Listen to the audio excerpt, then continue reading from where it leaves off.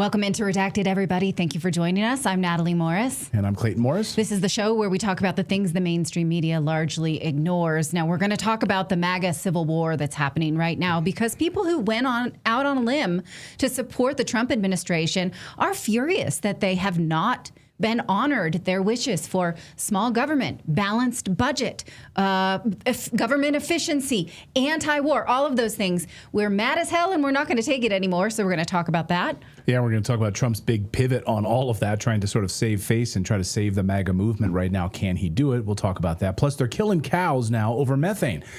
I don't know if you've heard about this additive that's being added to the cow's food supply in some European countries. Well, guess what? The farmers, under this mandatory rule, they had 80 days of using this in their cows to reduce methane. Guess what happened? Cows started dying. Cows are just falling over dead. Cows are getting massive fevers because this is what the globalists want.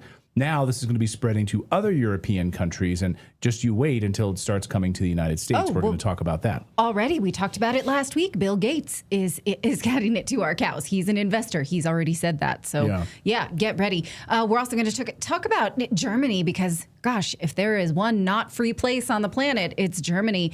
These AfD candidates dying as they start to gain popularity in the polls. We're going to speak to a guest who is asked for asylum because the German government is so terrifying right now. We're also going to talk about James Fox is going to be joining us because a number of UFO whistleblowers who've actually worked on the reverse engineering of UFO craft, alien technology for the government, like this is part of the U.S. government. They are asking now President Trump, please remove our NDAs and we will come forward. And if you want to be the most transparent presidency ever, remove our NDAs and let us tell the world what we've been working on for the U.S. government, alien craft, inside the United States government. So James Fox is going to be joining us. And we just got some horrible news a few minutes ago. The Canadian Supreme Court has rejected the appeal of the Universal Ostrich Farm. That means the terrorist organization of Canada's food inspection agency is moving in now to start the killing of all of these ostriches in Canada under this authoritarian regime there. So we're going to have all of that for you on today's show. A lot of craziness to get to today. So first, before we get to all of that news, we're going to tell you about our friends over at Black Forest Supplements, because now if you add this to your cup of coffee in the morning, you could be 27% harder to kill. Yes, Black Forest high flavanol cocoa powder. And here's what's insane about it. A new study is out. 21,000 people just showed that this cocoa powder might reduce a heart attack by 27%. Cocoa flavanols keeps your arteries flexible. Regular chocolate, 90% of the flavanols just get destroyed during the process, so that's not what this is. It's like the difference between putting water in your gas tank and high octane. Harvard ran this study about all of this. They're called the Cosmos trials, the biggest study of cocoa ever. I've been putting this in the coffee. It's fantastic. It's literally the first thing you can put in your body, and it'll just give you that high octane fuel to kickstart your day. It's different than your regular cup of coffee. And right now, if you want to stock up, you can get buy one, get one free right now for 48 hours only. If you go to blackforestsupplements.com/redacted, just scan that QR code and grab it right there. blackforestsupplements.com/redacted, and you can grab that right now. Buy one, get one free for 48 hours only is the best place to go and grab that. Well, after Republicans lost all their races, all of the main ones, on this week on Tuesday, President Trump then came out on Wednesday with, I guess what we'd call is like a victory lap or a bait and switch. I don't know what we would call that. It reads as an attempt to downplay Republican losses in this week's election and reclaim control of the MAGA movement. Now, independent voices, people who voted for Trump and may not have otherwise or had never voted Republican before, independents, they're pissed. They're screaming that the MAGA movement, they don't care about the branding. They don't care about the party. They care about the things they wanted. Representative Thomas Massie put it this way: if you want to win in elections, you have to quit covering for pedophiles, put America first, put farmers before corporations, quit funding wars abroad, reduce spending to control inflation, quit attacking independent voices. Yes, I mean, my list can continue, but that's kind of the highlight. Yeah, sure. The Trump administration, though, is not likely to do any of those things. That much is clear from the first few seconds of this video. I'm not going to show it all to you. You can see it yourself. But who makes their appearance in the very first few seconds of this "We're doing great" video? We're going to keep going. Is Israeli Prime Minister Benjamin Netanyahu. Maybe that explains why many are saying that Trump's approval rating is down 50% in young people under 30, between 18 and 29-year-old voters, since the start of this year. It's starting to feel like the pro-Israel lobby no longer has a free ride inside the Republican Party, if this week's elections are to be believed. But if President Trump can't break with this group, which it does not seem like they will, full stop, I have no confidence, zero, that they are not going to let make Israel stop dictating our wars. So let's see. Then he will lose leadership of the MAGA movement, or MAGA will just be some kind of shriveled, old, sad sack in the floor, right? What's going to happen? Joining us to discuss is Matt Kim. He is of the Freethinker Army. If you haven't checked out his YouTube channel or X account, you're missing out. I really appreciate your enthusiasm on this. You're mad as hell too. What do you think of this like faux manifesto from Trump, and what is it that we want? Well, I think that, a lot of people are starting to notice a lot of what's going on in the world, especially close to home. We're noticing that the price of goods has not gone down. And they say, well, the gas is down. Well, electricity's up. So we have to take that with a grain of salt. I saw Trump tweet today, or Truth today, that Walmart is 25% lower, and they're going back down to the Biden administration price, or below Biden administration price, for Thanksgiving dinner.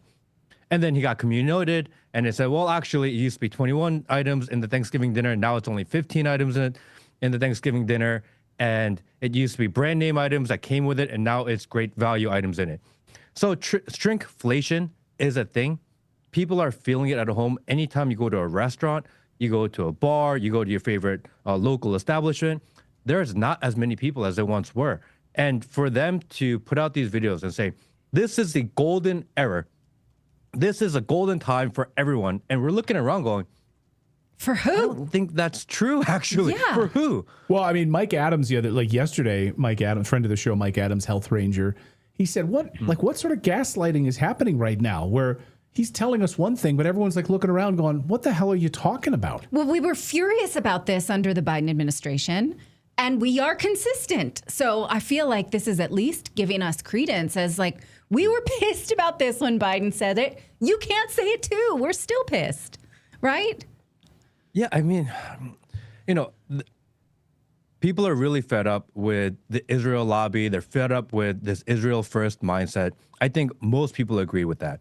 People are fed up with the fact that these wars have not stopped. If anything, we seem to be starting new wars.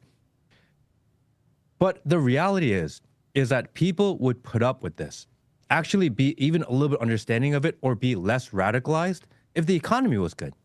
And don't tell me that the economy is good just because the stock market is good, because the stock market does not seem stable. It's all bubbled around this idea of AI, and the AI companies aren't even making money. They're just printing money, and their Fed's printing more money, and something is not right here. At least if the economy was good and people had money in their pockets, people would be more tolerating. I think that's maybe the better word. People would tolerate the bravado of the administration a little bit more. But when you don't do that, then you get things like New York City with Mamdani. It's not the young people's fault that they are going towards these very extreme socialist ideas. They're going there because they're looking around going, well, we're screwed. The government is not working for us. The economy is not working for us. And this guy's at least saying something different. He's offering change. They don't know. They're like, we just want change. And that's why they voted for Trump, because Trump promised change. And as soon as he got into office, he hasn't done anything for the younger people. And this is a huge problem, because you mentioned the amount of support that he has amongst the youngest generation is extremely low right now, all-time low. And people will discredit and say, oh, it's just because the youth is brainwashed. No, you're just mad that you're not the one doing the brainwashing on them. You're not Right. actually care that they're brainwashed. You're just mad that you're not the one brainwashing them. And all these kids know, like, they're going into college, coming out of college, and they're like, what the hell are we going to do? How are we going to ever buy a house? We can't even afford rent. So we're just going to live with our parents because everything is just so darn expensive. Now, you could say that that's not Trump's fault. I mean, he's literally been in office now for what, 9 months? 9 months. So to bring down massive inflation, to bring massive amounts of manufacturing back to the United States, try to create a job boom in the United States, it's not something that happens overnight. However, when most of our money in the United States is going to foreign countries, and we're not prioritizing things in our own neighborhoods, that is a huge problem and a huge concern to young people when they see billions of dollars going to Ukraine. Why are we still sending weapons and tomahawks? And we're sending a drone team to Ukraine next week. Like, Trump is sending a drone team to go there and bring more drones to Ukraine. Israel. I mean, it's infuriating to young people who are like, hey, I have to live in my parents' basement because I can't get an apartment. I think the messaging for the college-age students is really confusing right now, because we have an entire population of people telling them that actually college doesn't matter, that you don't have to worry about college, that you're wasting your time, that you should go do other things. Don't waste your time in college.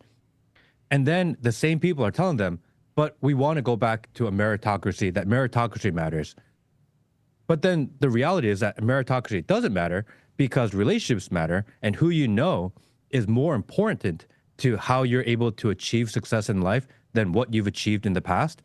And that's the reality. But for the people who don't have access to certain networks of people, they actually need college because otherwise they would never stand out to get those relationships. So if you're a college student, you're going, what am I supposed to do? They keep on telling me one thing, but they tell me the other thing, and they tell me to work hard, but they tell me meritocracy, but then tell me that school doesn't matter. And then they're like, oh, we'll promise you, we'll figure it out for you. We're going to make things change.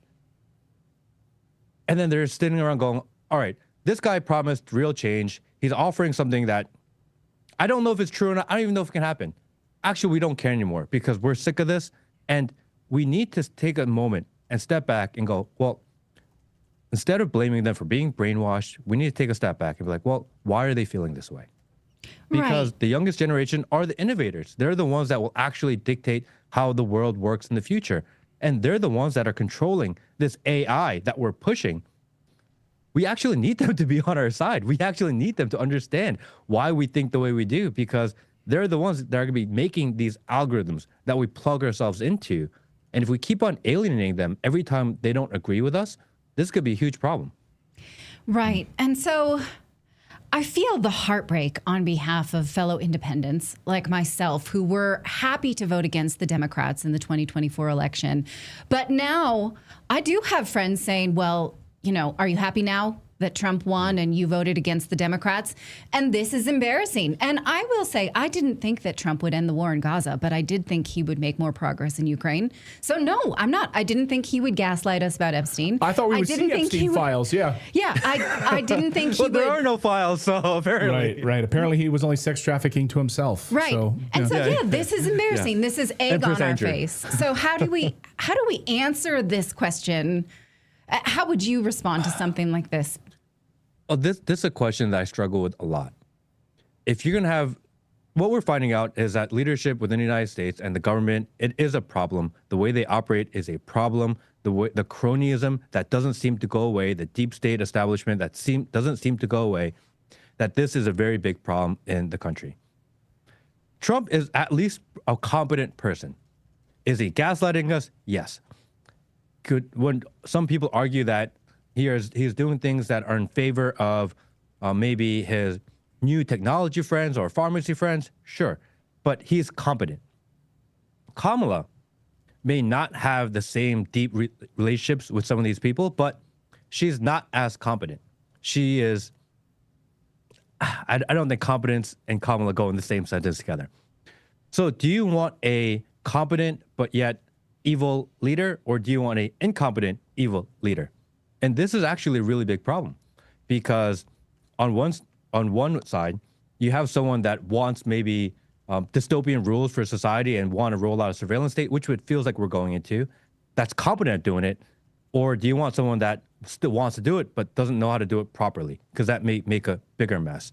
I think the result is that we are going to kind of this surveillance state kind of country that is more similar to the China model. I believe that that's where we're heading.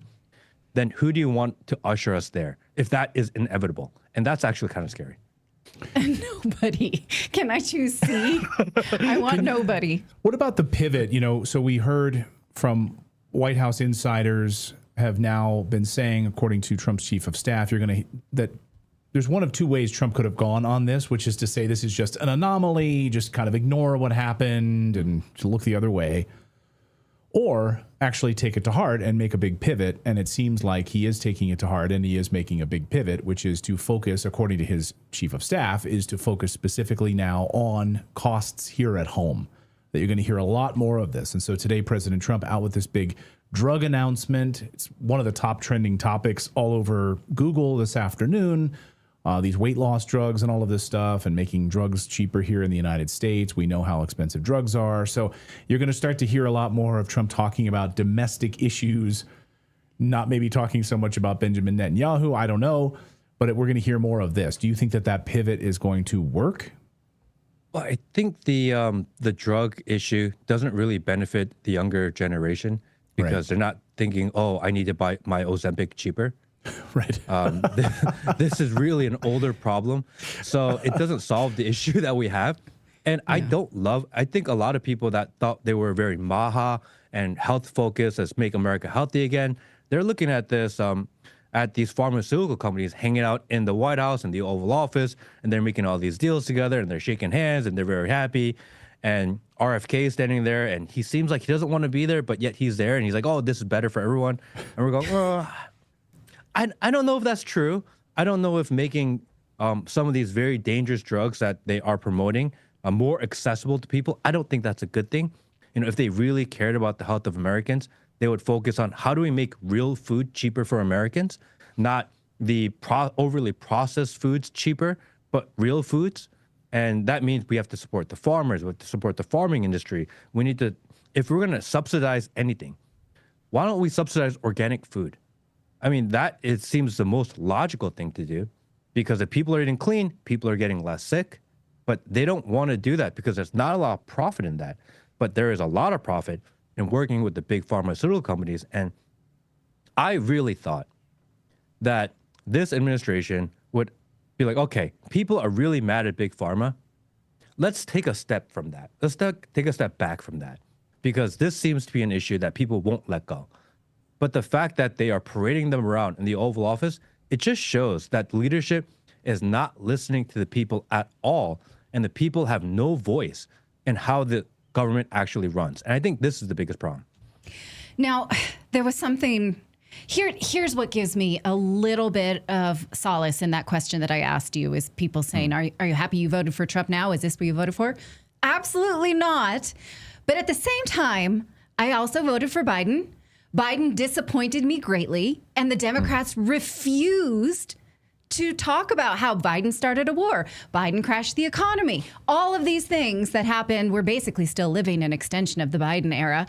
At least Republicans are willing to say, oh, no, I'm not loyal to you. I'm loyal to these demands and what you stood for. So Republicans will break in a way that Democrats won't. This could be a unifying moment if Democrats would get their heads out of their asses and see it. Is there any way for us to do that, to show them that we have more in common than not? Well, I think that most Republicans are on the same page. They want the same things. They want a better economy. They want America first. They want to figure out the immigration problem. They want to do it, but most people actually want to do it in a humane way. And when you see these videos going around, people go, I don't really feel comfortable with that. They see the wars going on. I don't really feel comfortable with that. And it's hard because humans are human at the end of the day. And I do believe that humans are inherently good. So when you see things that seem a little violating to other people, even if you agree or not, it's going to make people pause at the going to election and to voting. So I think we need to figure that out. How do we control that? I think there are a lot of things that the Trump administration has to do to move back to what he had promised. I believe that if Trump had stayed the course with his campaign promises, then we wouldn't be as divided as we are. Again, people would be more accepting of maybe a little bit of side missions. The problem is that this administration decided to start with his side missions first. And I say this, politics is a game of favors. And in the hierarchy of favors, the people that supported him financially, that helped him get into office, those are the people that are getting their favors paid back first. And the people that voted for him, we are so far down on the totem pole of hierarchy of favors that this is becoming a problem. So the administration has to start listening to what the people actually want. That's what he was good at in 2020. That's what he was good at in the first term. And it seems like in this second term, he's so determined to leave a certain legacy, and he has his vision of what he wants himself to be perceived as, is that he's forgetting the people that he's supposed to represent. And I think that's the biggest problem. I would say that's all presidents, you know. I don't want to say it's only Trump, but we had very high expectations for Trump, which is why people came out in record numbers for him. And for him to turn his back on that so quickly, I think that's why people are so disappointed. Yeah. I'm furious. So thank you for your energy in this. I'm really enjoying your videos on YouTube. I'm enjoying your X account. It was really great to have you on. Please come back. Thank you. All right. You know what? I'm disappointed to see this in the chat room. So I have said many times, they're saying, wait, Natalie voted for Biden. This makes sense. I have said many times that I was a liberal. It was the Biden administration that broke my allegiance to the Democrats. You were here for it.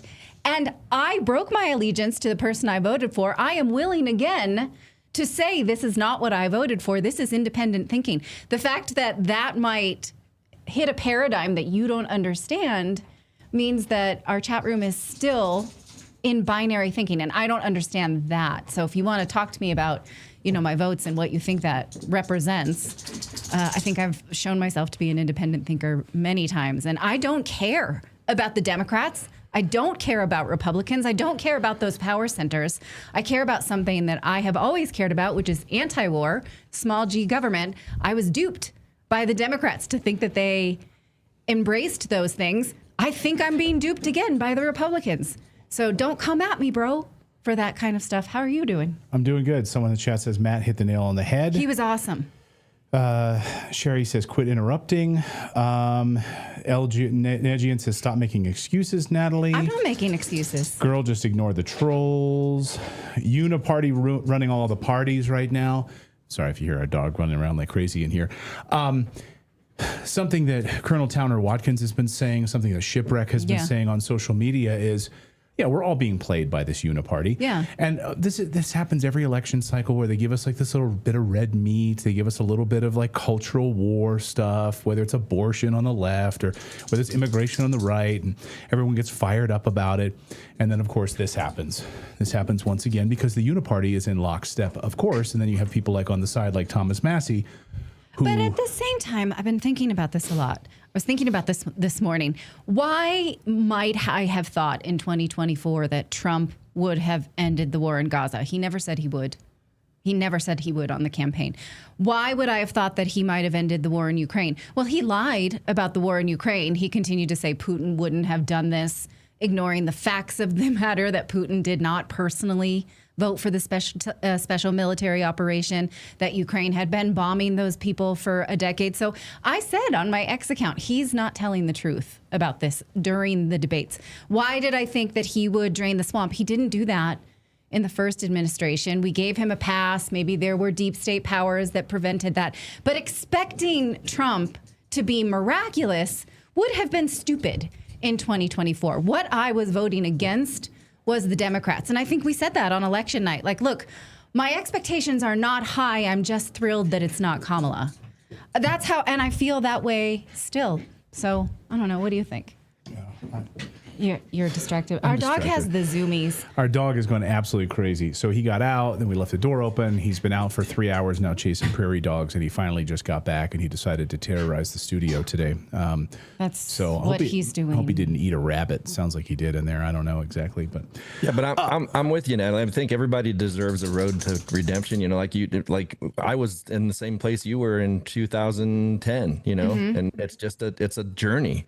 And it's like you get more information and you move. It's like if you're judging somebody because of their past, like you should be happy that, you know, there's progress. Oh, excuse me for not being as enlightened as the rest of you. But again, I think that the question stands, why did we expect this much out of Trump? I did. I thought maybe this time around, and we saw these sort of like gangster moments where he's like, this time the deep state is not going to have their say. We thought that, right? And so, okay, we don't have, there's just so many things that I thought, like, show me that you mean it. Assange, Snowden, Epstein, all of these things. And instead we get nothing but Israel. So I'm sorry if I've disappointed you, that I'm a little too late in this awakening. I feel like we've been independent and fair for a good, consistent 3 years now. Mm-hmm. But if you don't think that. Who's saying that? I'm sorry, I missed something. I stepped out for a second here. Well, my question was, like, look, Democrats who voted for Biden refused to admit when he was letting us down, which he did. He started a war. He continued to fund a war. He crashed the economy. He put vaccine mandates in place. All of these things that I could see, this guy let me down. And I was willing to say it in a way that most Democrats weren't. And then I got kicked out, right, of my sort of San Francisco liberal life that I had left behind. I'm from the San Francisco Bay Area. That should give me a little bit of a pass. And Republicans are willing to say, this is not what we wanted. We did not break for you for this. This, in a way, Democrats were not. And the chat room came at me for saying, what? You supported Biden? Let's move on. We got a lot of news to get to here on this Thursday. Coming up, we are going to talk about they're killing the cows over methane. Last week on the show, we talked about, of course, Bill Gates wants to do this in the United States. He's suing a couple of states now because he wants to have control. He's specifically suing the state of Texas over this. But in Europe, it's already happening. It's already rolled out. And now these cows with this methane additive added to their food, they're just falling over dead. So these globalists who want you to stop eating meat, this is all part of their plan. They would love nothing more for these farmers to give up their farmlands and, of course, open up new apartment complexes and all of those things. So we're going to talk about that in a moment. But first, we want to tell you about our friends over at Shopify, because we actually run our Redacted store on Shopify. That's what you see right there. If you go on over to redactedstore.com, you'll see all the things that we are able to offer you because of Shopify. Now, when you see that purple checkout button says buy with ShopPay, then you know that the site you're on is run by Shopify. And why do so many retailers choose it? Because it's easy to implement, it's easy to use, it's easy to take your idea to implementation. They will help you with graphic design, with back end. They will handle e-commerce. Everything that you don't really want to learn, they can do for you, plus around-the-clock support. You can sign up for a 1-month trial period today by going to shopify.com/redacted. And they, again, have everything that you need to know to grow your business. And they manage many retailers, again, around the web. You'll notice now that I've told you this. So, again, shopify.com/redacted. You'll get a 1-month trial period, and you'll be so glad that you did. Again, take your idea to $1 million with Shopify. Shopify.com/redacted. How can they get you to stop eating meat? Well, they will kill the cows, and that's exactly what they're doing. This is a really disturbing story. Pay attention to how they're doing this. You can't make this up. Denmark just made it illegal to raise cattle without giving them drugs. Farmers are being forced by law to feed their cows a government-approved chemical that supposedly stops them from farting too much to stop producing methane. The chemical is called Bovaer, a methane-blocking enzyme inhibitor made by a global biotech giant called DSM Firmenich, which they say it'll save the planet. They say on their website that it's safe for humans and cows, but in Denmark, where the use of Bovaer just became mandatory, farmers there are reporting that their cows are getting sick and then just dropping dead.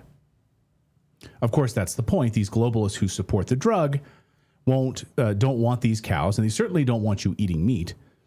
Under this new green tripartite agreement, Danish farmers have to feed their cows Bovaer for 80 days every year, whether they like it or not. And if they don't comply, well, they're breaking the law.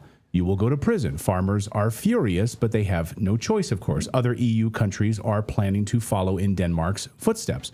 Now, once this chemical is added, many cows won't even touch their feed. They don't eat, and then they're dying.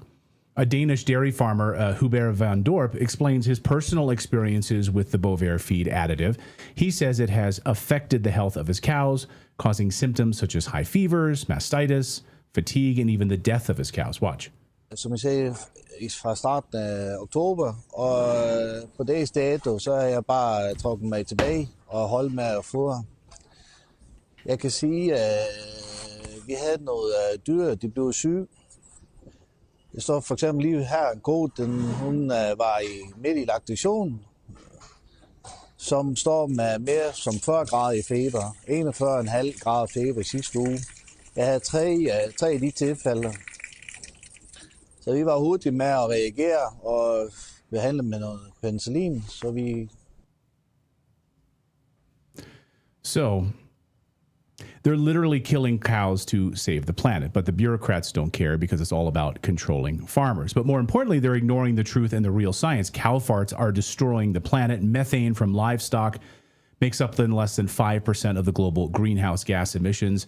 And as we reported here on the show before, compost piles, rice paddies, landfills, wetlands, they release far more methane than cattle ever could. Cows have been burping and farting for thousands of years, long before SUVs or private jets. The Earth was fine, and it will still be fine. Last week on the show, Natalie explained how here in the U.S., Bill Gates wants to vaccinate cows and lower the methane output. He's backing a company called Arca-Bio.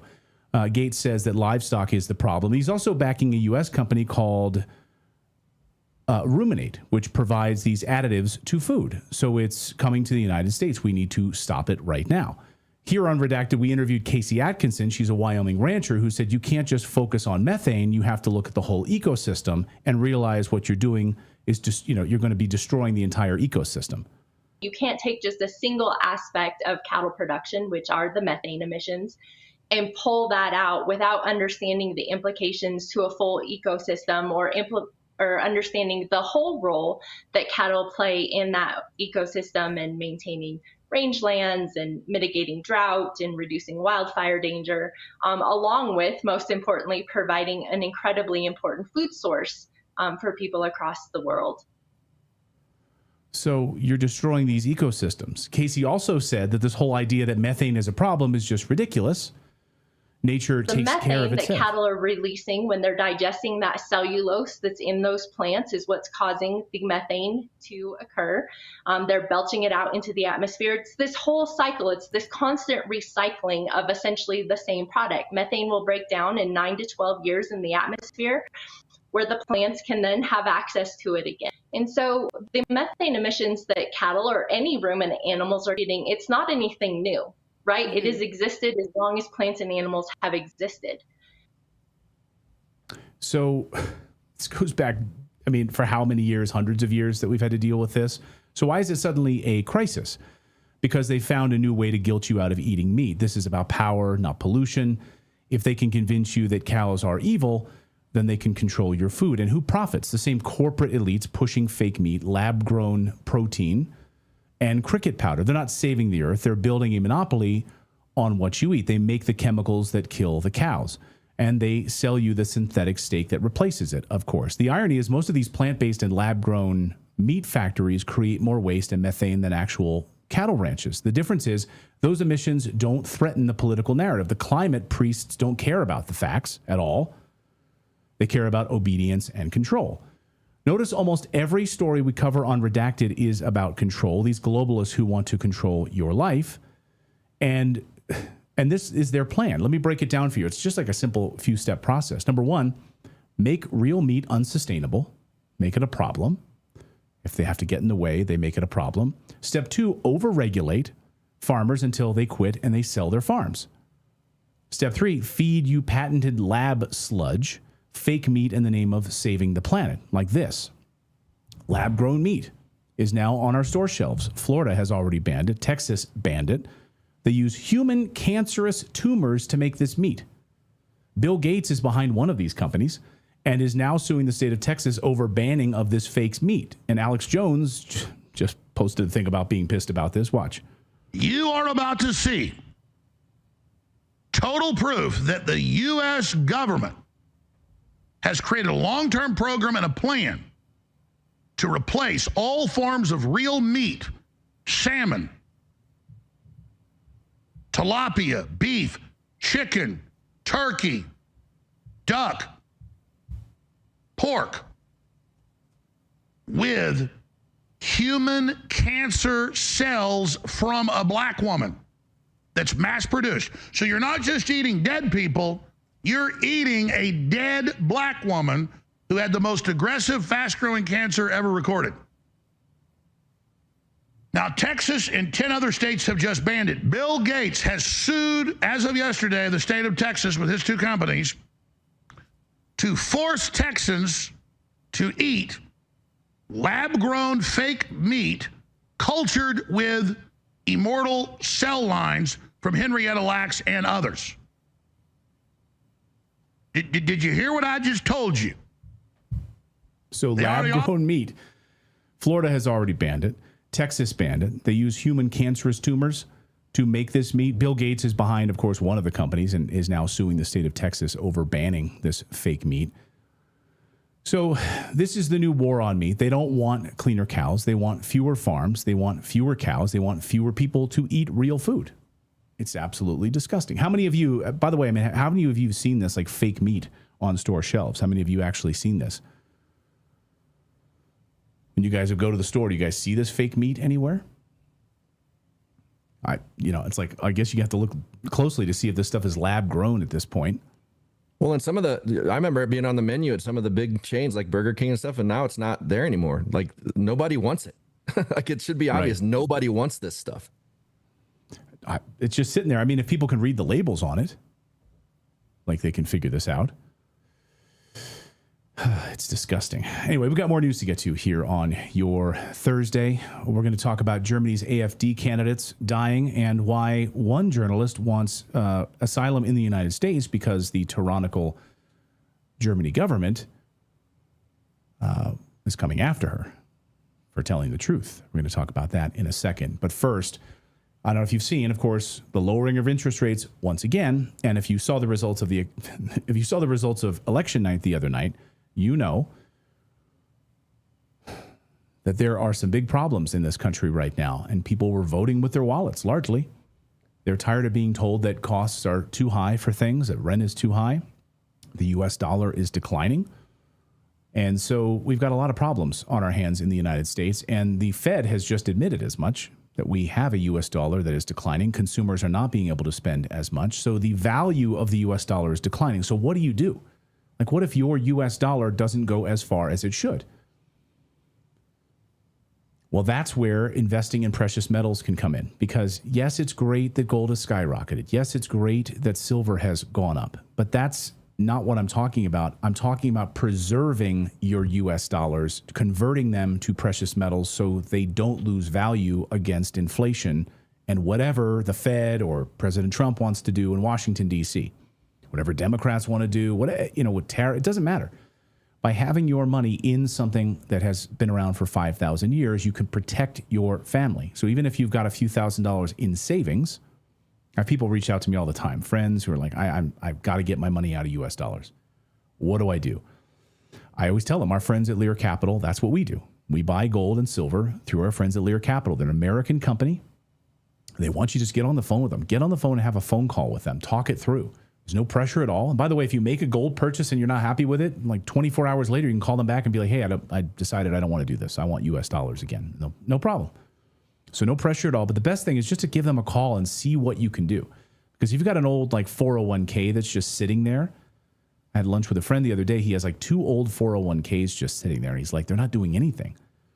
I said, well, have you considered, precious metals? Have you considered maybe going into a precious metals IRA where it allows you to invest in stocks? It allows you to invest, anything you want. You can do that right inside, and Lear will help you do that. So call them today. Just get on the phone, 1-800-613-3557 to get your free gold and silver guide. Or go to LearRedacted.com and you can receive up to $15,000 in free bonus metals with a qualified purchase. These guys are fantastic. Give them a call. They will walk you through the entire process. Again, no pressure at all. Just have a great conversation with them. So our thanks to Lear for supporting the show. And guys, just preserving your wealth at this point. Like I always say, it's great that gold has gone up twice in value, since we started investing. That's wonderful. But again, it's just about making sure that you have a hedge against inflation. And so if you've got, like I said, a few $100s or a few thousand, whatever it is, you got a savings account that you're sitting on and you want to protect it That's what I have done personally. So anyway, but you do you. All right. Why are so many German AfD party members winding up dead? Well, we covered this story months ago after about 6 or so AfD right-leaning conservative party members died unexpectedly. It seemed odd.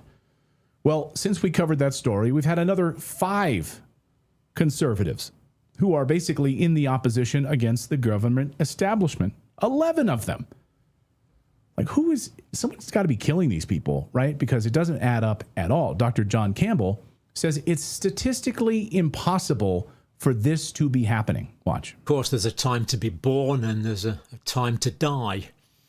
And none of us know specifically when we'll die, but we can work it out based on populations and demographics and age profiles and predisposing conditions, how likely death is. And using those criteria, it's very unlikely that these deaths would have occurred in Germany, essentially spontaneously. These 11 deaths that occurred in Germany were all in opposition party candidates, 7 of whom were AfD, Alternative for Deutschland. So if you haven't got time to watch this video, the bottom line is that this is mathematically very improbable, and yet it has happened.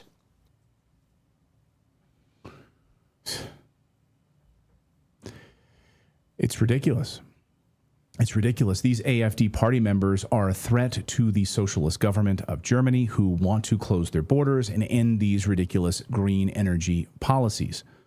And they want Germany to stop supporting Nazis in Ukraine. They want Germany first, and that's why they're a threat. Someone else who the government thinks is a threat is Naomi Seipt. She's a journalist from Germany who's now seeking asylum from President Trump in the United States because Germany is coming after her for telling the truth. Naomi, welcome back to the show. Great to see you. Hi, great to see you too. Thank you so much for having me on again.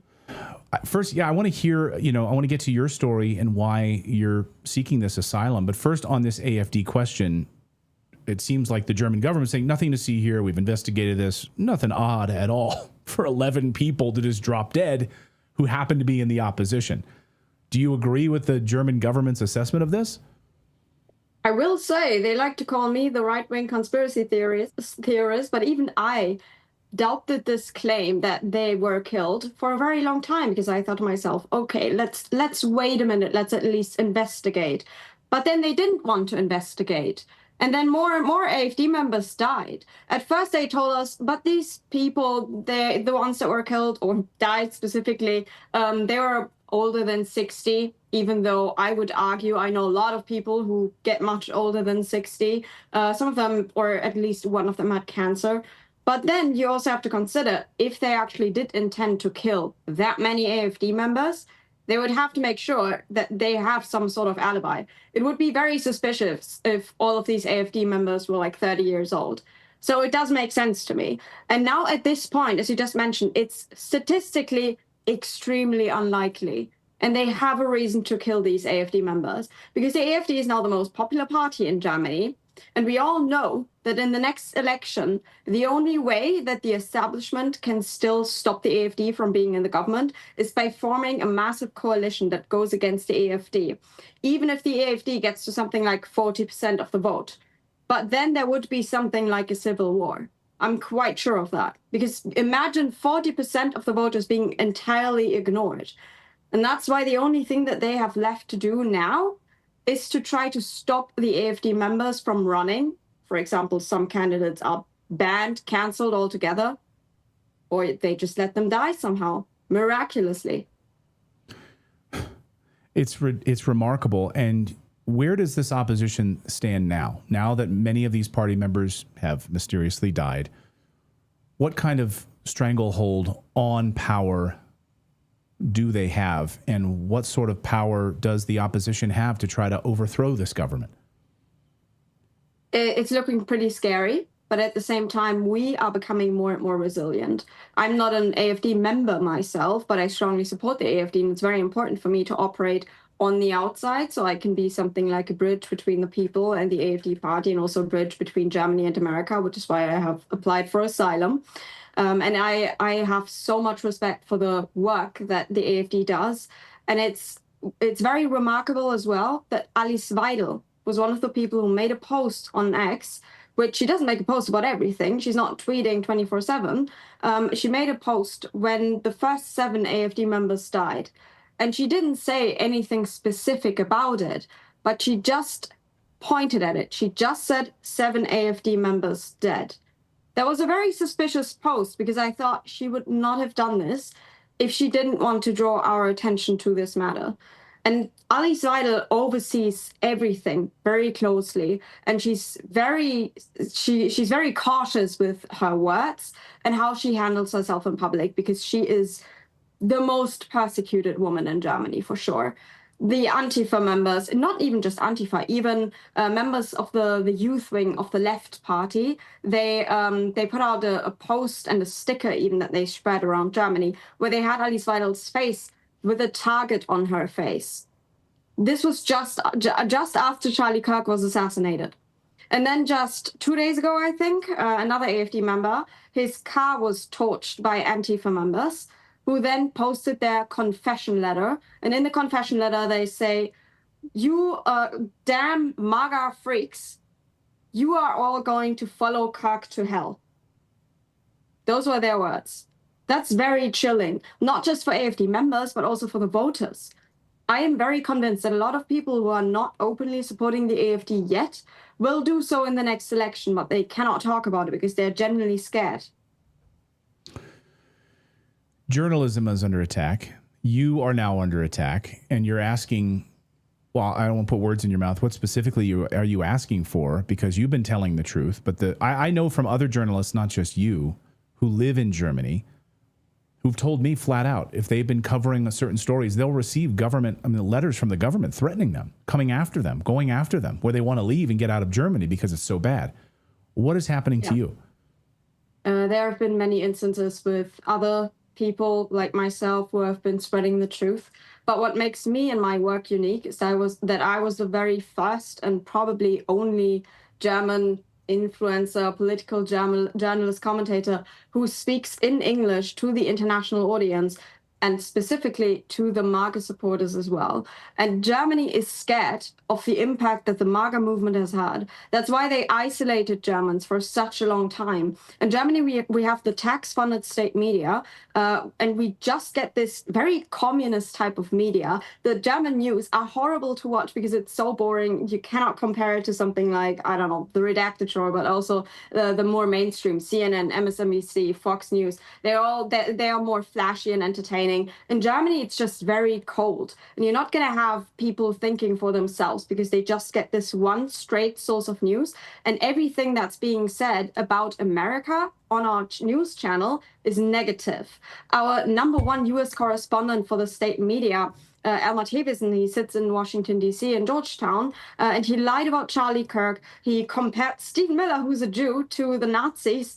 And when Trump was just elected into his presidency, he said that this is very reminiscent of the Third Reich. So it's very clear what kind of image is being portrayed among Germans about America. And so Antifa, I believe, is uniting right now between America and Germany, because this movement originated in Germany. They are essentially even stronger in Germany. And now they want to come for everyone who doesn't just support AFD members, but also the MAGA movement. That's why they said in their letter, in Germany, we're coming for all you freaky or damn MAGA freaks, and you're following Charlie Kirk to hell. So in my case, to elaborate on that a bit, I am under threat from Antifa as well. Antifa want to kill me. They have sent me death threats via letter. They have called me at my home phone number because it's a legal requirement. I had a YouTube channel for years, and it's a legal requirement that I put my address on my public YouTube page. So everybody knew where I was living, and my mom's law firm is at our home, so her number and everything was public too, and we didn't have any security or anything. So we got death threats to our phone number. We had Antifa, just as a joke or maybe a warning, a threat, send a funeral service to my home, and they were looking for an alleged Thomas Seibt, who doesn't exist, but it was probably a threat that they're coming for me next. So that was brutal. That was very chilling. I had a little sister who was terrified because she was alone with me during that time. I went to the police with these claims, and they found out who was behind it, and they said, as long as you haven't actually been raped or killed, there's nothing we can do about it. But now, at this point, I'm not even the most scared of Antifa anymore, because Antifa, they have been brainwashed. They look at me and they see a monster because they have been trained to perceive us that way. The people that I'm actually scared of, that's the German government, that's German intelligence, who are actively putting me under surveillance. They have put the entire AfD under surveillance, and then I filed a request to German intelligence with my attorney. And the response that we got was that they have basically collected evidence about me since at the very least 2019, and my name is in there at least 1,000 times. I also found out that my phone calls had been intercepted because I was involved by association in a witch hunt against one of my friends who was put in jail for 1 year because of a parody YouTube channel where he was just posting stuff like, oh, he was burning bacon on the Quran. That was something that he got multiple months for. So he was in jail for 1 year, and he ran away just before he was put in jail because he just had his firstborn son. And he wanted to be there for the baby. He knew they were going to find him, but he wanted to be there for the baby. And then eventually they found him. But the way how they discovered him at all was because they intercepted his friend's phone calls. And I was implicated in this entire operation. This went on for at the very least 3 months last year. And we got evidence from the federal police that these phone call interceptions took place, and also that as soon as they have somebody implicated on the phone, they can then continue to intercept their phone calls too, which means it's very likely that they continued this operation behind the scenes from German intelligence, not just the federal police. It's horrible. Horrible. What has have you gotten anywhere with the Trump administration trying to protect you and provide that asylum? Yes, for sure. I was extremely fortunate because I did not want to ask anyone for help. I didn't want to go begging at the US government or even Elon Musk and ask anyone for help, because I thought, I have a legitimate case. I want to do this the normal way, and I want to be taken seriously. Then Anna Paulina Luna, she saw that I was posting about it, and she invited me to her office the day after my announcement, and I was extremely lucky because she asked me to bring all my evidence. She said, this will help you. I explained everything to her. It was maybe 2 hours, the entire meeting, so we had a lot to talk about. I had so much evidence. She took everything. She took it very seriously. She said, we're going to help you with fast tracking your process, and then maybe they're going to be able to help me somehow. I know that I have an extremely strong support movement now in America. I'm truly blessed, I have to say, with my entire path that I took over the past year, because there were many moments where I was just terrified, because I knew, of course, I can't stay in the United States forever. It's not just me trying to stay in the United States, because I could have applied for a journalism visa or something else. But it was important for me to get protection from the US government, because my goal is to not stop anytime soon. I want to keep posting on X. I want to keep making videos. I want to keep spreading the truth. And I'm working with an alternative media outlet in Germany, Deutschland Kurier, very proudly, and they are being persecuted by the government as well. And I want to be the bridge between Germany and America to actually deliver truthful news to Americans and to Germans. And I can only do that with protection from the First Amendment. Well, our thoughts are with you. We sure hope that the Trump administration comes through on this and is able to protect you now more than ever. Independent journalists need protection from these tyrannical governments. At least in the United States, we have free speech, even though it's under assault. And at least here we have freedom of the press, even though it's under assault on a regular basis. But boy, I know from these journalists in Germany who have been going through some things, and the fact that you're here and being under surveillance by them, and you have the proof of it, is deeply disturbing. Naomi, thank you so much for your courage, and please let us know if there's anything we can do here as well, and please keep us updated on this. Thank you so much. Thank you so much. Thanks, Naomi. Terrifying. I mean, again, hearing from these journalists, I hear it from people all the time, like expats, are like, yeah, we want to go to Europe. We want to. If you're a journalist, I mean, you see what happens to these journalists who get they land at the UK airports, they land in wherever. And they're held for 8 hours because of a tweet that they made.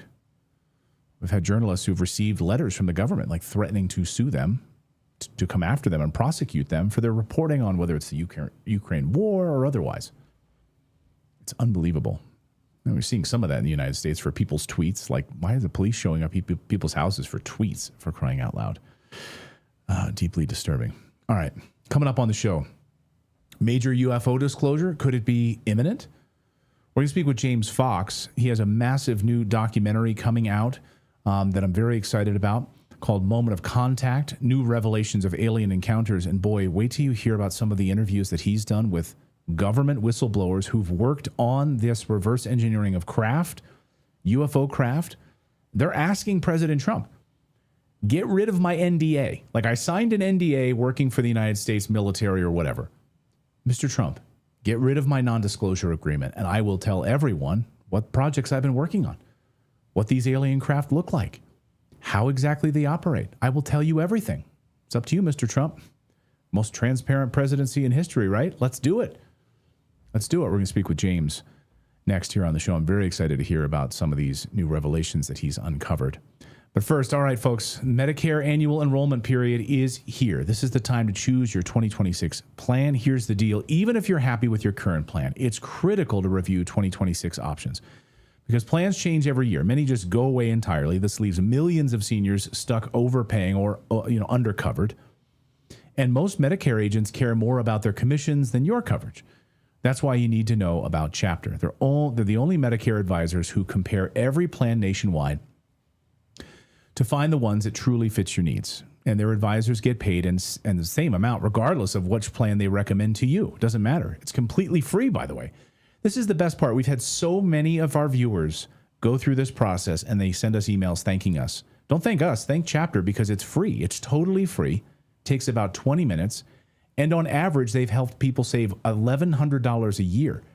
So if you're already on the 2026 plan that works best for you, they're going to tell you straight to your face, hey, this works best for you. There's nothing you need to do. If not, then they'll help you switch quickly and easily to a new plan. Could save you thousands.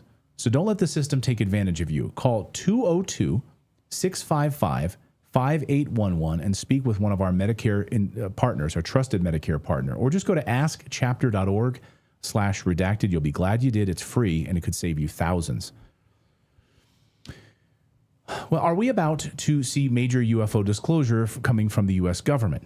UFO researcher and documentarian James Fox has just spoken to a number of key witnesses who've seen and done remarkable things, not only with UFOs themselves, yes, alien craft, and the reverse engineering of these craft, but also alien bodies, and they're ready to come forward and break their non-disclosure agreements and tell the world if Trump would simply sign their NDAs. Here's Eric Davis. Watch this.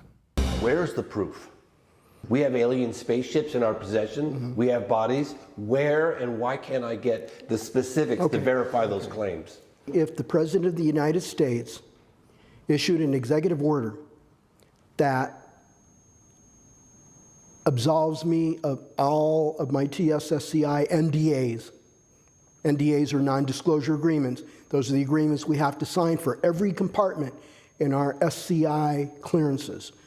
So if the president waives or absolves my obligation to those NDAs, and I get subpoenaed by Congress, somebody on Capitol Hill, some committee, either in the Senate or the House or the both, to reveal everything I know that I learned from my investigations, both unclassified and classified, into the legacy UAP, crash retrieval, and hardware reverse engineering and NHI programs, I would do so. I would do so. James Fox joins us now. His latest project is called Moment of Contact, New Revelations of Alien Encounters. I think what James is doing is groundbreaking and across many of his documentaries, and I'm thrilled. I'm thrilled that he's become part of our show here, and I love having James on. So, James, welcome back to the show. Great to see you, my friend. Thank you so much for having me on. I really appreciate it. I love your work, man, and I got to tell you, I got goosebumps when I saw that clip from your new movie, Moment of Contact, because here you have somebody saying, now the ball's not in my court anymore, right? Like, I've worked on these projects. I'm calling on President Trump to absolve me of these ridiculous NDAs, which I think are horrible to begin with. And let's tell everyone what I've been working on. And I think I got chills. Now imagine an event in the near, not so distant future where you have 10 more of him making a plea to President Trump, and then you have firsthand witnesses to crash retrievals. Think about that scenario. And is that about to happen? So, I mean, maybe you're letting the cat out of the bag a little bit. 10 more, just like Eric Davis, that could be. Yeah, there's big plans. This is not just another documentary coming out. This is a movement behind the documentary. And I think Age of Disclosure, Dan Farah, is going to really kick the doors open because it's got a much more mainstream appeal.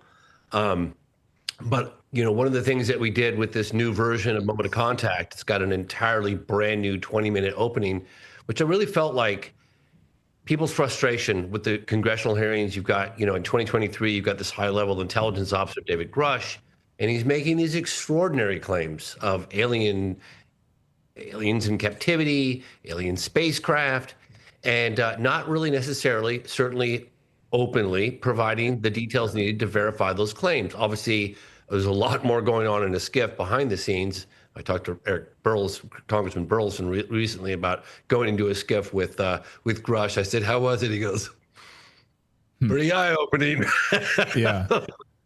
So, you know, and now we have, for the first time in history, this has never happened before. I mean, I've made a lot of documentaries. We've got a neurosurgeon, not anonymous, revealing his identity publicly. He still works at the hospital, and he's claiming face-to-face contact with a live alien and communication for 4 minutes at Regional Hospital. And he's still the head neurosurgeon there today. So he hasn't been fired. We have a clip of that, I believe. This is part of your documentary. Here's the neurosurgeon, and it's subtitles. So, I'll just read the screen here. But here is that Brazilian doctor. Listen. Meu nome é Ítalo Venturelli, estudei em São Paulo, eu fiz neurologia, neurocirurgia, fiz mais de 5.000 cirurgias. Só queria deixar essa mensagem que eu realmente vi. No dia fui ver como se eu tivesse ido ver um paciente, e não era um paciente, realmente era um alien, claramente um alien. O crânio era em forma de gota, os olhos em forma de gota. Eu fui ver um paciente, achando que era um humano. E eu vi ali um ser maravilhoso de um mundo que eu não conheço. Me pergunto se estava sofrendo, ele não estava sofrendo, se ele estava entendendo, ele estava entendendo. Muito calmo, muito tranquilo, olhou para mim como se entendesse tudo o que eu estava pensando. Eu acho bacana conversar isso, explicar para as pessoas que existem muito mais coisas do que a gente imagina.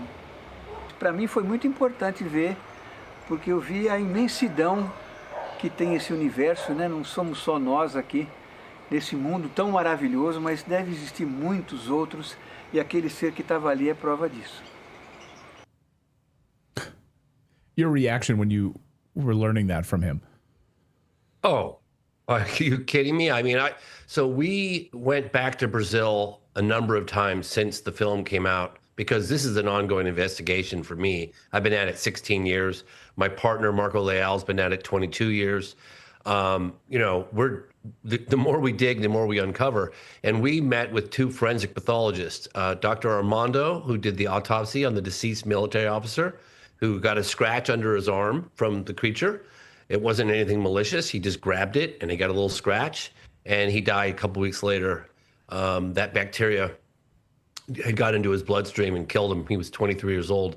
And then the forensic pathologist who actually founded the company IPD that performed the tissue samples, studied the tissue samples from the deceased military officer, Dr. Giannini, just came forward for the first time on camera to participate in the film, saying in all the years they've been doing what they're doing, they've never seen a bacteria perform like this. It was an advanced bacteria, an evolved bacteria, never seen anything like it before, never seen anything like it since. They gave us a full detailed autopsy report with comments below, which we're in the process of having transcribed. And we'll be making those available to the public as well. And they're coming forward. We've got the former chief of police now.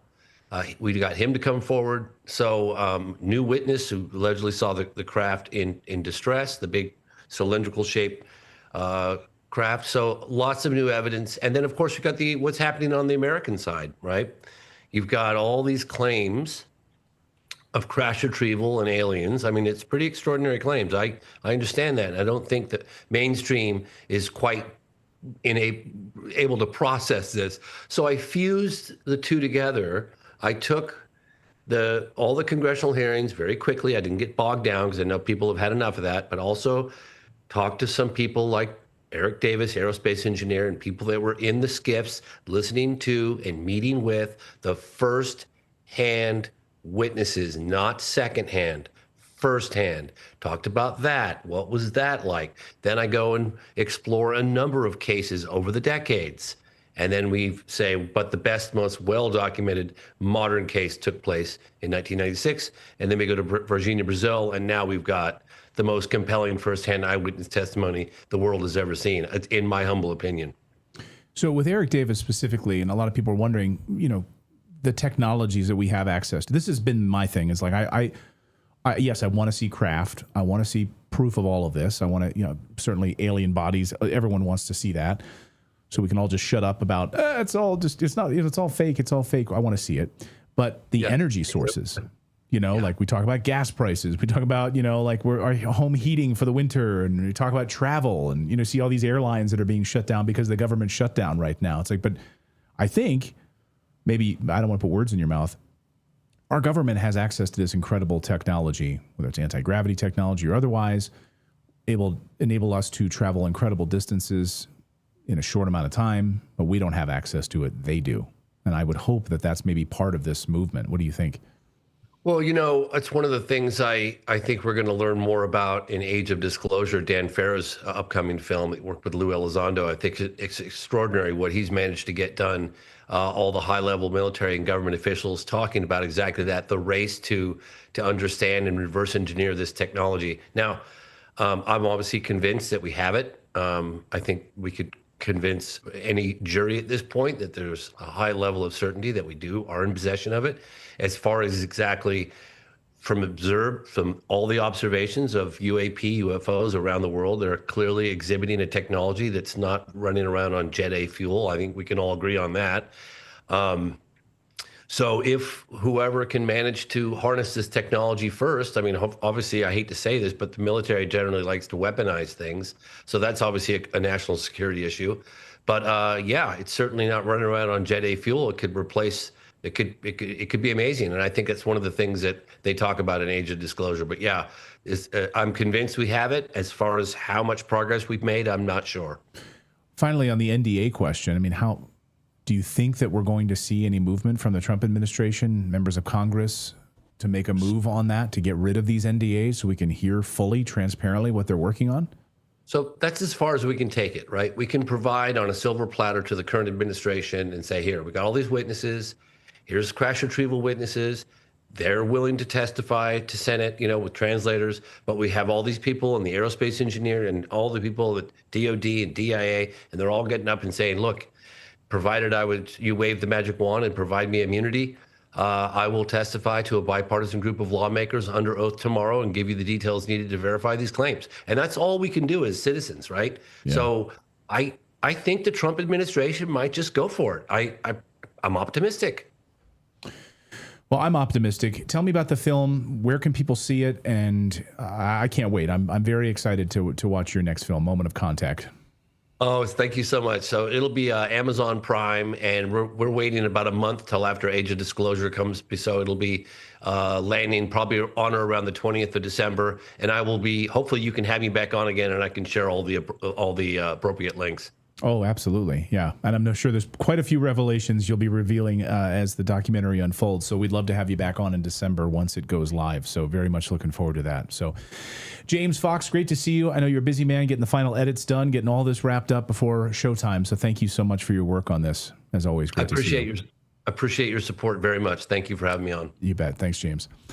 All right, coming up on the show, from that to the tyrannical government of Canada. It looks like Canada has won. The Supreme Court of Canada has rejected the plea by the Universal Ostrich Farm to stop the killing of all of these ostriches. And now the Supreme Court's not going to hear it. The Canadian terrorist organization, the food, whatever you call it, the CFIA, I mean, to me, it's like a terrorist organization, is now coming in and moving to actively kill these ostriches. Game over. So it's a huge setback for the farmers of Canada, and for health, to be honest with you. If they had herd immunity and we could actually study them and protect them, no, we're going to kill them instead. And it's a huge win for the tyrannical government of Canada. So we'll talk about that. But first, I'll tell you about our friends at Cars for Kids. I'm sure you've seen Cars for Kids. 1877 Cars for Kids. You know this. You know this jingle, right? It was born as a single brainstorm in 1994, and it was, instead of relying on like private donations and fundraising methods to support the growing charity, they decided to, basically put out a steady stream and get a steady stream of income from people being able to donate their cars. And you can donate your cars today. They take care of all of the details, so you don't have to. All you need to do is schedule a pickup. If you got an old car, you don't know what to do with it, maybe I should just donate it and help children. And I've been watching this for years. I've known a lot of people that have donated their cars to Cars for Kids. You just schedule a time. They handle all the paperwork. When you go to carsforkids.org/redacted, your car donation can be picked up free within 24 hours. Your tax deduction is based on the sale price of your car. If your car sells for more than $500, your receipt will be for the sales price. Otherwise, you can claim the fair market value of the car up to $500. So you've got an old junker just kind of sitting there. You can use it. At Cars for Kids, they work hard to sell your car for the best price, which means more funds for their charity, bigger tax deduction for you. And, by the way, Cars for Kids will send you a 3-day, 2-night hotel voucher when you donate your car as a way of saying thank you.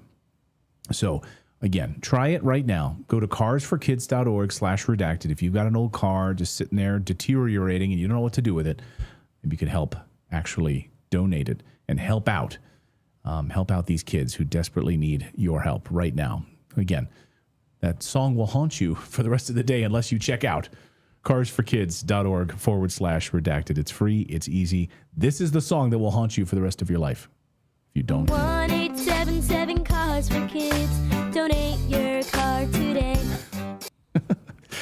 And I like that they have a sense of humor about it too. So they told us to have fun with it, and we were going to have fun with it anyway. So thank you so much. But we're not going to have fun with this next story. It is a big win for the communist country of Canada and a terrible day for Canadian farmers. The Supreme Court of Canada has rejected an appeal by the Universal Ostrich Farm to stop the killing of its 400 ostriches by the terrorist Canadian Food Inspection Agency, which has been terrorizing them for the past couple of weeks and months. Now they've got the blessing of the Supreme Court because the Supreme Court is not going to hear this. They've rejected that appeal. And now they're on their way to start killing or continue the killing of these ostriches there in British Columbia.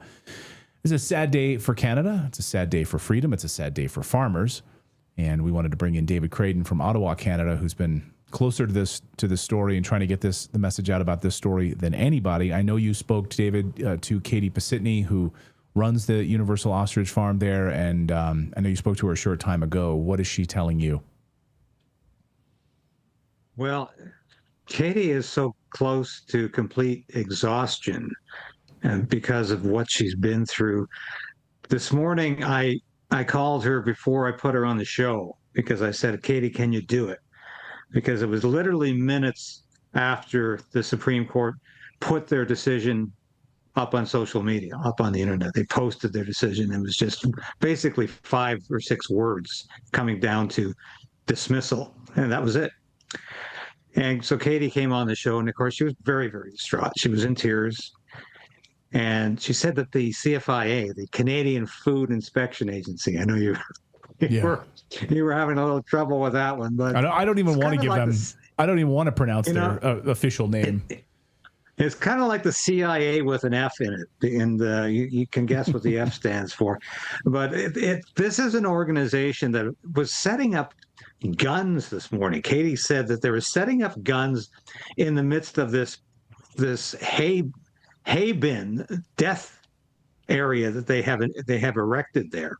Yeah, you can see it in the picture. This is bales of hay that they piled around, and it's being called a death zone, death pit for the ostriches. And apparently the CFIA have set up automatic rifles or some kind of, I don't think these are machine guns, but they're looks like their intention is to shoot the animals. We thought for quite some time that they were going to gas the animals, as they usually have done, using carbon dioxide.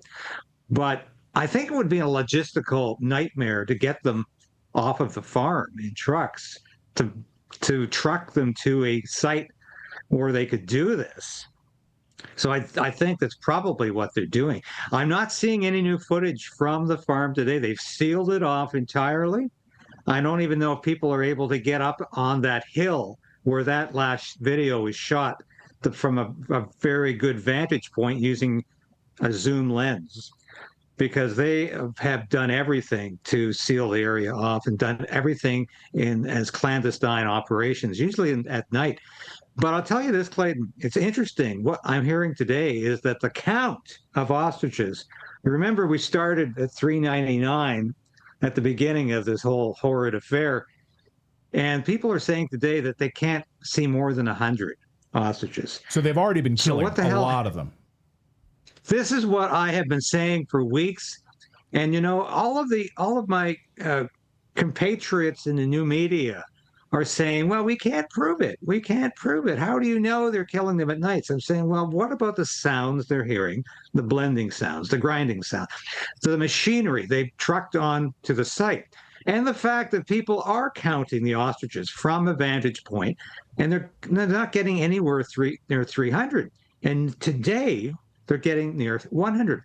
So, of course, Clayton, now that the CFI has been given the go-ahead by the Supreme Court of Canada to initiate their slaughter, we're not going to know what they were doing illegally, potentially, during the last 5 weeks. If they harmed a single feather of one of these ostriches, they were violating the Supreme Court order. But how are we going to prove that now, Clayton? Because they've been given authorization to just get rid of them. They don't have to account for how many they're getting rid of. They don't have to say anything publicly. They have refused to even give a count. They have said in an update on Halloween, they issued an update saying, we're not sure how many ostriches are there. We don't seem to be able to count. Seems like there's maybe 300, maybe 330, maybe somewhere in between, but we really can't count that well. They can't do anything very well except kill. They have no expertise in animal health, veterinary skills, agriculture, or anything. These are a bunch of the most incompetent government workers I've ever seen. And when they're confronted by people about the health of the animals, they don't know what in the hell they're talking about. So what are they up to? Second thing I definitely can say is very, very fishy, as Natalie likes to say, does not pass the smell test. Within literally minutes of the Supreme Court announcement, the CFI had a news release out stating categorically that they were going to start the cull, and they were going to do it to preserve public health because the farm was a disease site. And I'm saying, you damn well know there is no disease on that farm. You clowns didn't put on your hazmat suits for 2 or 3 days until you realized it wasn't looking too good for public relations. You know this is not a health issue, but you've got the damned gall to put this in a news release and to put the news release out within minutes of the Supreme Court making its decision. Was there collusion between the Supreme Court and the CFIA? Good question. I think there were leaks going on from the Supreme Court to the CFIA. They knew damn well where the court was going, and that's why they were doing this independent, totally unauthorized, completely illegal killing process using their bird blenders and whatever else the hell they were doing in the last 5 weeks in the wee small hours of the morning, trucking stuff out of the farm at 2:30, 3 o'clock a.m. What was going on? They knew they were going to get away with this. I said this from day one. They knew the government was behind them. The CFIA, as you say, yeah, it certainly behaves like a terrorist organization. But this is an organization that's not only off the rail and rogue, but it's an organization that represents the fascist government of Marxist Carney. If that's a little bit of a contradiction, but in the end, I think the extreme right and extreme left come together in this government we have today. because this government we have in Canada is off the rails. It is rogue. And in your introduction you said Canada wins. Well, I think the government of Mark Carney wins here. Canadians are not winning. Yeah. Farmers are not winning. They have basically been told today your property is not safe, your livestock is not safe, your livelihood is not safe, your reputation is not safe. Katie and her family not only had to endure lawfare for a year, as all opponents of governments in this Western world have to endure if you don't agree with their narrative. They not only had to endure the harassment, the intimidation of these CFIA goons, and the constant interruption of their life, the fact they couldn't feed their animals, care for their animals, do anything to do that they always had done for this herd. But they had their reputation smeared by bots that were, I'm damn well sure, and I'm on the verge of being able to prove this, that were bought and paid for by the CFIA and Agriculture Canada. I know damn well what was going on here. They were just as they did in a freedom convoy. They had people out in social media defaming this family, defaming Katie, defaming everybody associated with this, coming up with ridiculous stories, fake news, misinformation, disinformation, all the things they always accuse independent media and conservative media, small c conservative media, of promulgating. They were up to this. And I tell you, one of my favorite movies is 12 O'Clock High. I'm a military guy. I was an Air Force officer. And you remember in that movie at the beginning, there's a colonel who's just given it all. And he just can't give any more. And the general says, I guess you've given all you have. And I have been in daily contact with Katie since this whole thing began, not just 5 weeks ago, but beginning in April when things started to heat up with the lawfare. She has given her heart and soul into this fight. I don't know how she has been able to go day after day after day fighting this battle in the way she has, and the way she has done it with an articulate, moderate, completely well-fashioned key messages. She's done it so superbly. She's done it so well. And yet she has been under this kind of crisis management pressure that most people can only endure for maybe a week. She's been going through this for weeks, for months, and it's incredible that she's still holding up. And she was able to come on my show today. I'm glad she didn't have to come on this afternoon, because I have seen the footage she's put out today, and she is just in tears over what's happening. This could potentially be the loss of a family farm. They're losing every last ostrich, and it's not clear if they're going to be reimbursed by the government for these ostriches because they chose to fight it. That might well have made them exempt from that restitution. This remains to be seen. The Supreme Court announcement today said they're going to be also docked for the costs of this legal. So they're going to be on the line. I think, if I'm reading that Supreme Court order correctly, they're going to be on the line for the legal costs incurred by the government. Philip has a question here. Go ahead, Philip. Yeah, so I'm curious. So you said they put out a press release, and it got me wondering. So it sounds like they're championing this. Is there public support? Is this genuinely in Canada, everywhere news, or do a few people know about it? Who are they wanting to cheer them on? Are people cheering them on? Are people seeing this as a good thing in the government narrative? There are people, yes, largely the baby boomers, the geriatrics who voted for Mark Carney. They think this is great and they also approved of the Emergencies Act during the Freedom Convoy. Clamp down on these truckers. We don't want to hear this talk about freedom and stopping the vaccine mandates. It's the same people who are applauding this. Why? Because they were standing up to the government and saying, my land is my land. This is my private property. This is my farm. This is my 58 acres. I own it. Government, get off my land. Stop stealing my livestock. Stop stealing my livelihood. But there are Canadians who agree with this today. Was the story well known? Oh, yeah.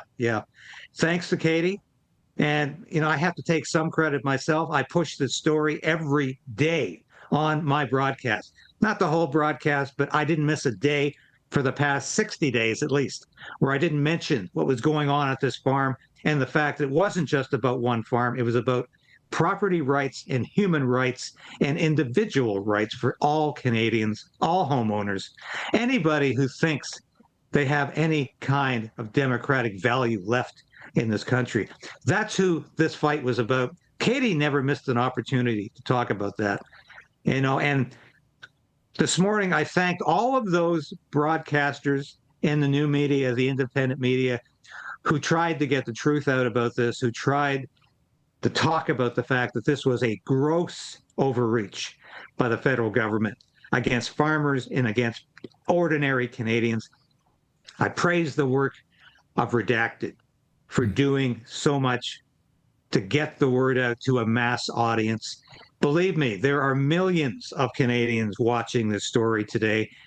I think, I would say, based on the response that I'm seeing nationwide, it's probably about 60-40 in favor of the farm. I don't think this has been a good public relations exercise for the Mark Carney government. I think it makes them look not just small and extremely short-sighted, but brutal, mean, and absolutely without any empathy or sympathy for ordinary Canadians. And again, it reinforces what the Trudeau-Carney regime has been doing for 10 years now, waging war against agriculture and farmers. They have done so much to make life difficult for farmers. It's like they just think that grocery store gets its food from a magic suppository, and it's got nothing to do with farmers growing it or producing the meat, the cattle, the sheep, the pigs that are all part of the food chain in this country. But the Liberals don't seem to think that's important. And farmers do not feel like they're valuable, like they're appreciated. Certainly, these farmers in Edgewood, BC, at Universal Ostrich Farms, know they're not appreciated, know they have been vilified, attacked, and harassed and assaulted by this federal government that has no conception anymore about foundational freedoms in Canada, about what it means to be a free Canadian. God damn, I hope there's a day again when I can stand up and say, I am a Canadian, a free Canadian, free to speak my own mind, as John Diefenbaker said in 1962 in the Canadian Bill of Rights. We don't have that assurance anymore in this country. As you've said so often, Clayton, Canada is cooked, not just by what happened here today, but by the fact we've got 4 surveillance and censorship laws in front of Parliament, which will pass because he's got the votes with the opposition New Democrat socialists who will back those bills up. Which is why I say the only hope in terms of the short term is to have an election, new elections, which are possible over this budget this week. But Canada has never been in a worse situation in terms of preserving its fundamental democratic way of life, which we're vastly close to losing right now. Yeah, I'm without words. Many people in our chat room, Bargarla says, Canada used to be such a nice country. It's gone now. And you're just watching it collapse in real time. David Creighton, thank you so much for all of your work on this. Please give our best to Katie and the family there at the Universal Ostrich Farm. And we were hoping upon hope that we could change it and do what we could here. We know the United States, we know RFK Jr., we know, so many people in the Trump administration were trying to put a stop to this. But at the end of the day, Canada is going to Canada, I guess, at this point. David, thank you for this. Thank you for all your work on this. And God bless. God bless you too, Clayton. Thank you for all the work you did on this, and I'll pass that on to Katie. Thank you so much. All right, give her our love. Thanks, David. Awful. Yeah. Well, Charlie Edward had a question. Sorry, but yeah, there's so many people in the chat room are like, this is so bad. For prayers for Canada, and And yeah, Runners High in the chat room, in our YouTube chat room, says this story goes beyond these birds. Yeah, it's not just, that's the thing. It's not just about this one farm. It's not just about these ostriches. It's about, and it's, yeah, go ahead, Philip. Oh, I was gonna say, it's not even about like, because it's really like, I explained the story to my daughter and she nailed it on, or hit the nail on the head. And she said, it's just because I told you so. And that's why the government's so pissed. There's no reasoning for it. They've said that. They know that there's no H1N1 on this farm. They know that like there's no risk. And so the reason they're going through with it is because they can, and they said they would. And so there's like, the fact that they made it illegal, they threatened to put them in jail and fine them if they brought in their own independent person to test the birds. Like they don't care about that. It's not about that at all. And they've kind of come out and said it. It's like, well, that's just because of compliance, because they weren't complying.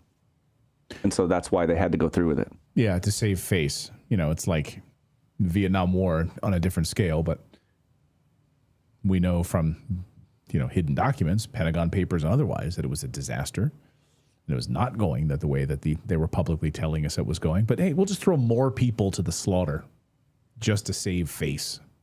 We'll just have more young Americans die just to save face. That's what governments do. They don't want to get dirt in their eye. They don't want to apologize. Anyway, what a week of news. Thank you guys for being here. I should mention we have a store. You guys should check it out. If you guys want to come over, by the way, our new website, totally updated, redacted.inc. I should just mention that first, I guess. Our main website is redacted.inc. And we have a link there to our store as well. But everything is on the website. Everything's there on the website. And we have a new area called Redacted Invest, which is, I've been an investor for many, many years. And the government doesn't want you to know certain things about how to invest. They want your money. And we try to teach you, at least there, with that content and those links, how to do it outside of the government's reach, which is setting up a self-directed IRA, investing in real estate, how to invest in precious metals, all of those things that the government doesn't want you to do. Wall Street doesn't want you to do. Wall Street doesn't want you to set up a self-directed IRA because they won't make money off of it. That's why they don't advertise it. So we teach you how to do that. And we also teach you to empower yourself and how to protect your family. So that is on the website as well. Just click on the Redacted Invest thing there. And by the way, if you want to learn how to start investing in real estate, you can book a call right there with one of our team members. They'll walk you through the process. But we got so many things up there, including links to our store as well. Redacted Store is on there. It'll link right to it so you can see all of our new stuff for the fall. It's hoodie season, so grab something there if you'd like to support the show that way as well. We really appreciate it. So thank you guys so much for being here today. We really appreciate it. We'll be back Monday at 4 p.m. Eastern live as we do the show Monday through Thursday. So thank you guys so much.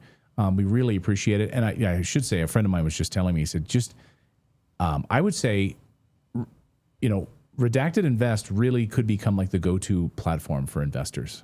Like, all these other people out there, Charles Schwab, like all these other places are, trying to make money off of you in that way. And we're trying to teach you how to do it so you can save your money. So Wall Street doesn't get your money and they don't like us. They certainly don't want us talking about these things. And if you call Fidelity and you're asking, hey, can you do a self-directed IRA? They'll say, no, we can't do that. And they won't tell you where you can go do it.